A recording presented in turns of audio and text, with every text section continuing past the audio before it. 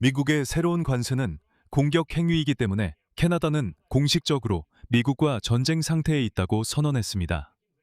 오늘 캐나다 총리 마크 카니가 이 같은 성명을 발표했습니다. 캐나다 정부 수장은 캐나다 측이 협정에 수용할 수 없는 조건들 때문에 미국과의 무역 협상에서 철수했다고 밝혔습니다. 그는 미국이 캐나다 상품에 부과한 새로운 관세를 명백한 공격 행위라고 불렀습니다.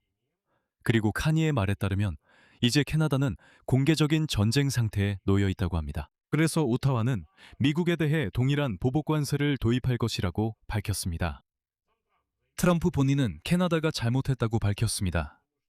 그는 캐나다가 미국의 주도 아니면서 미국주와 같은 조건을 원한다고 표현했습니다.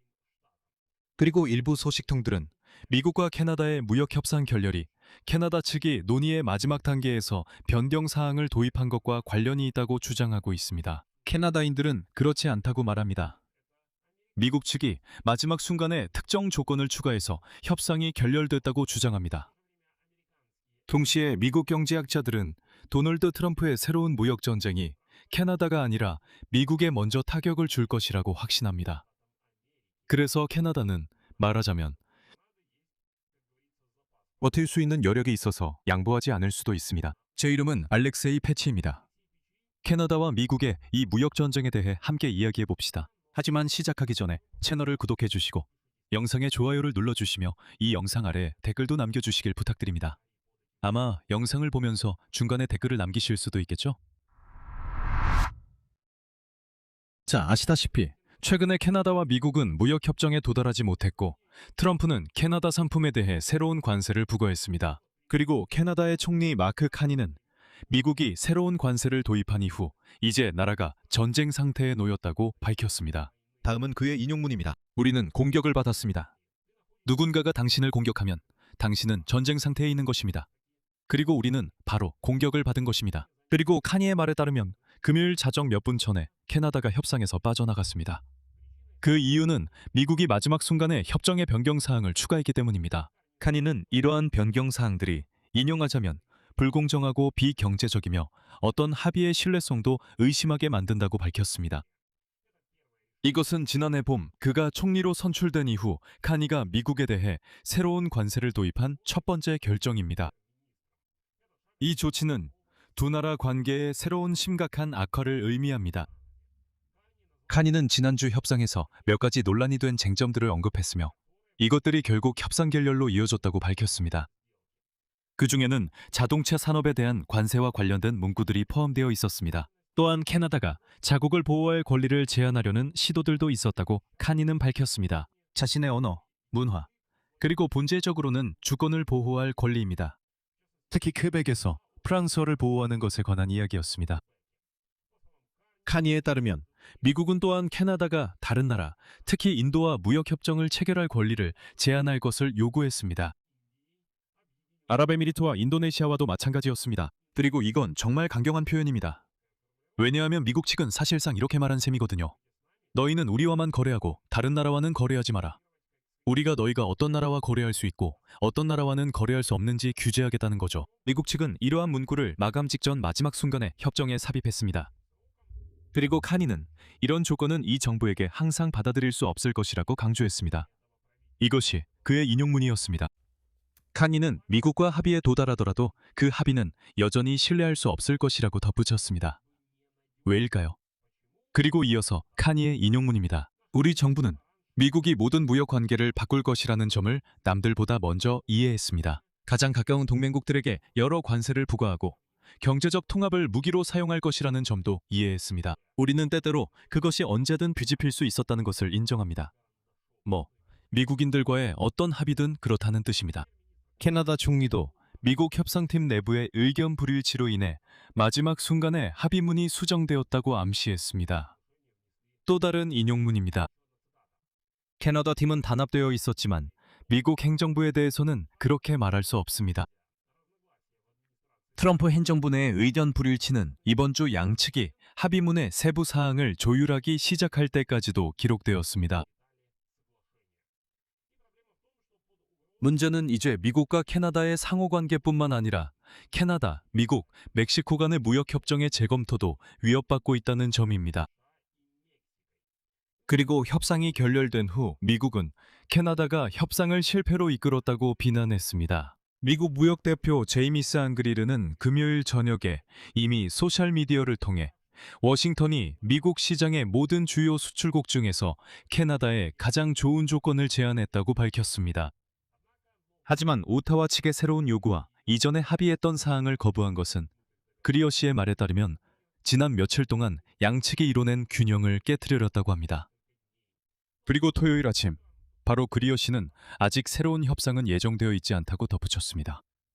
그의 말에 따르면 미국은 인용하자면 캐나다의 보복 조치에 대한 대응 준비에 착수한다고 합니다. 그러니까 요약하자면 새로운 관세 사이클이 시작된다는 겁니다.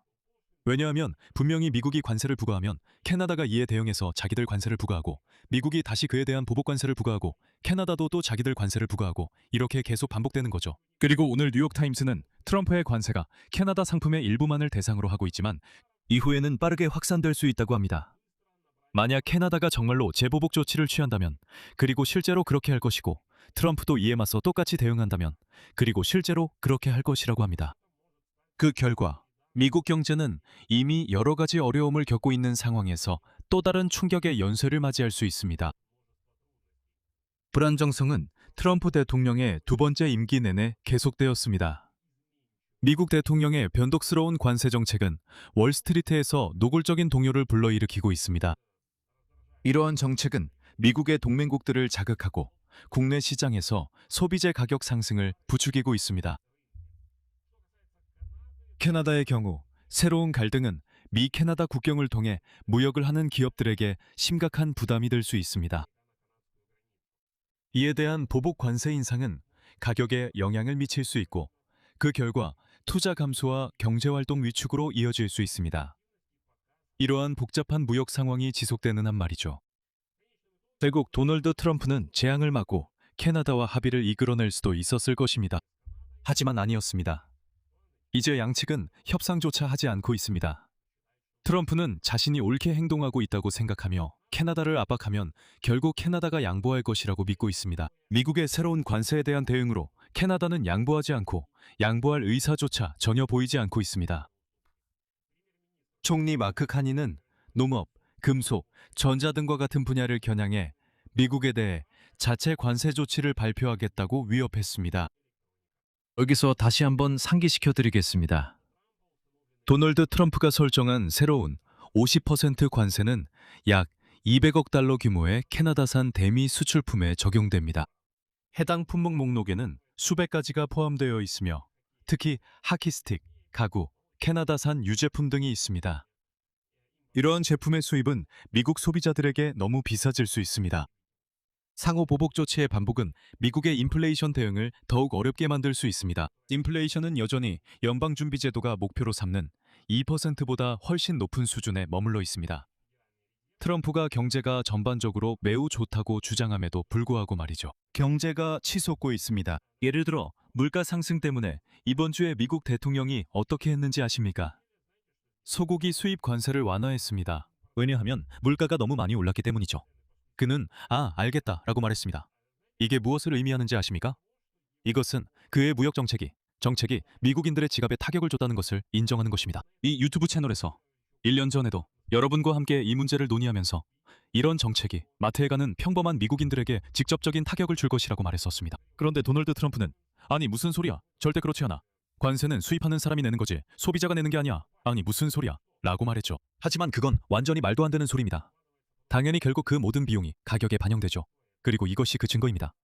그러니까 트럼프가 소고기 가격이 치솟는다는 걸 알게 됐을 때 그는 이 상황에서 아무것도 할 수 없었습니다. 그래서 어떻게 했을까요? 관세를 인하했습니다. 관세를 내리자 소고기 가격도 함께 내려갔죠. 여러분은 이게 서로 연관이 있다고 생각하시나요? 제 생각엔 그렇습니다. 경제적 우려가 점점 더 금융시장으로 확산되고 있습니다. 이번 주에 40조 달러에 달한 미국의 부채 증가에 대한 우려가 커지고 있습니다. 이로 인해 국채 수익률이 급격히 상승했습니다. 이란과의 전쟁도 마찬가지입니다.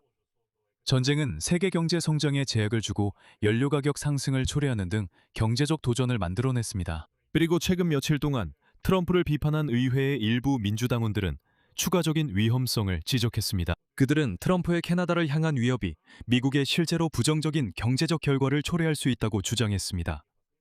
그리고 트럼프는 또다시 새로운 무역 전쟁에 휘말렸습니다. 그리고 그는 자신이 그 전쟁에서 반드시 이길 것이라고 확신하고 있습니다.